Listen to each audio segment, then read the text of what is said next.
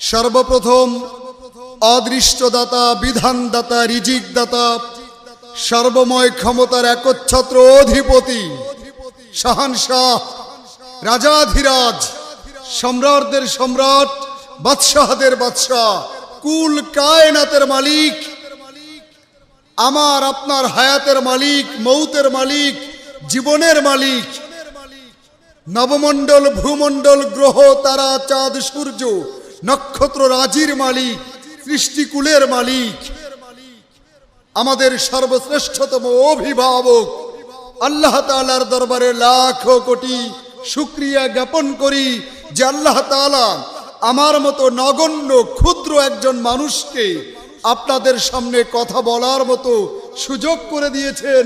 সেই আল্লাহ তাআলার দরবারে সবস্বরে জোরে আওয়াজ করে সবাই পড়ি আলহামদুলিল্লাহ। আল্লাহর প্রশংসা করে বান্দা শেষ করতে পারবে, এটা কি আদৌ সম্ভব? পৃথিবীর মানুষ এবং জিনেরা যদি একত্রিত হয়ে কিয়ামত পর্যন্ত আল্লাহ তাআলার প্রশংসা করেন, এটা কি মানুষের পক্ষে সম্ভব? আল্লাহর প্রশংসা করে শেষ করা সম্ভব নয়। আসুন আমরা সবাই মিলে আরেকটু আওয়াজ করে জোরে সোরে আল্লাহ তাআলার প্রশংসা করি, হৃদয় উজাড় করে, কণ্ঠকে উজাড় করে আমরা পড়ি আলহামদুলিল্লাহ।